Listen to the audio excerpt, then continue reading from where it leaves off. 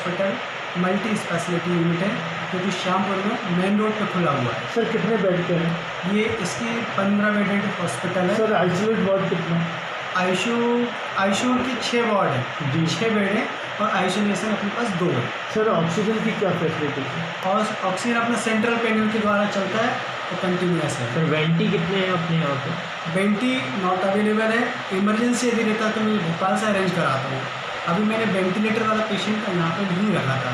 अच्छा डॉक्टर साहब, आपने जो लास्ट मंथ की पिछले महीने अप्रैल में 1 तारीख से लेकर अभी तक अपना कोविड हॉस्पिटल नहीं है, तो कोविड के बगैर आपने पेशेंटों को कैसे ठीक किया? उसका डायरेक्टली ये हमारा रूल्स था कि कोई भी पेशेंट हमारे पास आता है और ऐसा लगता है कि कोविड के उसमें सिम्टम्स हैं, लक्षण हैं, पेशेंट उस तरीके की कंप्लेंट्स बताता है, तो कंप्लेंट के आधार पे हम लोगों ने उसका रैपिड एंटीजन किया है, जो कि हमारे पास सुविधा अवेलेबल है। उस रैपिड के आधार पर यदि वो पॉजिटिव आता है तो RT-PCR के लिए अपन फर्दर मैनेजमेंट के लिए अपन गवर्नमेंट हॉस्पिटल श्यामपुर या फिर सीओ अपन उसको रिफ़र कर देते थे। अच्छा, यदि RT-PCR अपने निगेटिव आता है या एंटीजन निगेटिव आता है तो फिर अपन ने उसको as a respiratory tract infection, lungs infection या किसी भी तरह के और इन्फेक्शन है, उसके आधार पे अपन अपने हॉस्पिटल में ऑक्सीजन को अवेलेबल करवा के और अपने उसका यही ट्रीटमेंट किया है, क्योंकि ऑक्सीजन भी है, आईसीयू भी है, सारी फैसिलिटी यहाँ तो पे। अभी तक क्या रिकवरी रेट रहा है लक्षिता हॉस्पिटल का? लक्षिता हॉस्पिटल के रिकवरी रेट को यदि माना जाएगा तो मैं परसेंटेज के आधार पे बताऊंगा, कम से कम 90% रिकवरी रेट अपना रहा है। डेथ रेट क्या रहा है आपके यहाँ? डेथ रेट मुश्किल से 1 या 2%, मतलब कितनी डेथ हुई है? करीब 3 से 4 डेथ हुई है।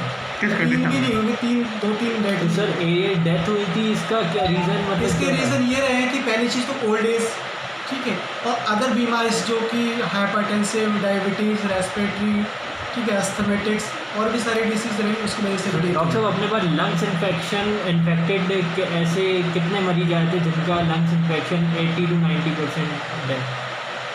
यदि अपन सेचुरेशन के आधार पर बात करते हैं तो कम से कम 50% से 60% पेशेंट ऐसे थे जिनका सेचुरेशन 70 to 80% था, जिनको रिकवर अपने हॉस्पिटल में अपन ने किया है।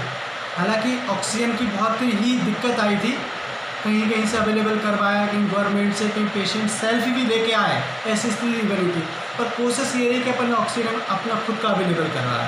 डॉक्टर साहब आपने बताया था कि आपके अस्पताल में यदि कोई कोविड सिम्टम्स पेशेंट आ जाता है तो हम 3 दिन का उसका ट्रीट देते हैं, तो उसे क्या जनरल वार्ड में रखते हैं कि उसमें डायरेक्ट आइसोलेशन में रखते हैं? सर इसमें ऐसा है, यदि हमने तुरंत रैपिड किया और वो पॉजिटिव आया है, फिर से वही बात करूँगा, यदि वो पॉजिटिव आया है रैपिड के द्वारा तो फिर हमने उस पेशेंट को रेफ़र किया है, क्योंकि रैपिड एंटीजन यदि पॉजिटिव है इसका मतलब ये कि वो पॉजिटिव है। अब उसकी इंटेंसिटी क्या है, चेस्ट सीटी से अपन को पता चलेगा, HR CT से पता चलेगा, इसके लिए अपन ने उसको रेफ़र ही किया है, ना कि अपन ने उसको यहाँ पर रखा। यदि वो निगेटिव आता है तो भले ही लक्षण उसमें वैसे आ रहे हैं तो फिर अपन ने उसको यहाँ पर ट्रीटमेंट किया। सर अस्पताल इतना हाइजीनिक आपका है जी, तो यहाँ पे क्या व्यवस्था है स्टाफ की, नर्सेज की, कि यदि कोई कोविड से गलती से आ भी जाता है जी। तो बचाव के लिए हमने इधर क्या यहाँ पे ट्रीट करके रखा है, क्या सावधानियाँ हम करवाते हैं? पहली चीज़ तो सबसे पहले हाइजीनिक और सैनिटाइज है सारी चीज़ें। आईसीयू में किसी को भी परमिशन नहीं है जाने की, और एंट्री गेट से उसको अपन पूरा सैनिटाइज करके ही पेशेंट को अंदर ले रहे। कोशिश ये की गई थी कि मैं पेशेंट को खुद बाहर जाऊं, ऐसा लगता है कि मैं उसको एम्बुलेंस पे देखा या गाड़ी पे देखा, मैंने पेशेंट को, ऐसे पेशेंट को मैंने बाहर जाके देखा। यदि अपन को लगता है कि अंदर लाने की स्थिति में है, ज़्यादा क्रिटिकल है या फिर उस टाइप का है, तो पेशेंट की जानकारी के अकॉर्डिंग फिर अपन ने उसको अंदर लिया। सर आपके यहाँ पे अगर कोई पेशेंट घर से आपको फ़ोन करता है कि ज़्यादा कुछ क्रिटिकल केस हो गया है, तो उस समय आपके पास क्या क्या अवेलेबिलिटी है कि हम जो मरीज है उसको यहाँ तक ले आएँ? एम्बुलेंस अपने पास है और स्टाफ भी है जो कि अपने घर से भी पेशेंट को ला सकता है। ये चीज़ हमने फ्री में व्यवस्था करवा के रखी है। ऑन ड्यूटी डॉक्टर कौन से होते हैं? On duty doctor Pramod Dubey भी हैं, डॉक्टर मैं हूँ, डॉक्टर भगवत, डॉक्टर कुमार सर हैं, ठीक है, डॉक्टर पवन सर रहते हैं यहाँ पे, और डॉक्टर अभिलाषा शुक्ला। 24 आवर्स? तो हाँ, 24 आवर में ये ड्यूटी चेंज होती है। कंसल्टेंट में डॉक्टर रणवीर पारा सर है हमारे। तो डॉक्टर साहब श्यामपुर एक छोटी तहसील है जी। अभी WHO ने कहा है कि आने वाली 3rd वेव जो है उसमें बच्चे बहुत ज़्यादा संक्रमित होंगे, तो तो लक्षिता हॉस्पिटल ने ऐसी क्या तैयारियां करके रखी हैं कि जिसमें संक्रमित बच्चों को वो आइसोलेट कर सकें? अभी जस्ट हाल ही में अपने इसके नीचे से ऊपर भी एक फ्लोर रेडी हो रहा है, इसमें अपन आइसोलेशन की व्यवस्था करेंगे। तो बच्चों के लिए स्पेशल डॉक्टर्स को अपॉइंट करेंगे।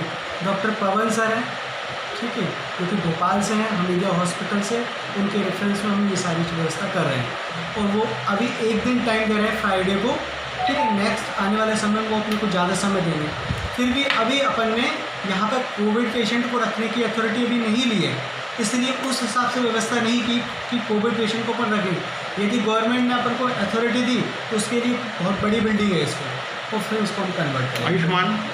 आयुष्मान की अभी व्यवस्था नहीं है, इसको 6 महीने हो जाएंगे, 6 महीने के बाद हम इसको अप्लाई करेंगे। डॉक्टर साहब, अब जैसे आप क्या समझाइश देना चाहेंगे लोगों को कि कोविड से बचने के लिए कैसे उन्हें बचे? कैसे बचें? जी, सबसे पहली चीज़ है कोविड से बचने के लिए कि जैसे गवर्नमेंट्स रूल और WHO रूल है, सबसे मस्ट ज़रूरी है कि mask, social distancing, continuous hand sanitising, ये चीज़ों का विशेष ध्यान रखना है। इसके बाद भी यदि आपको कोई सिम्टम्स आते हैं, ठीक है, तो फिर आप ज़रूरी है कि आप डॉक्टर्स की ही सलाह लें।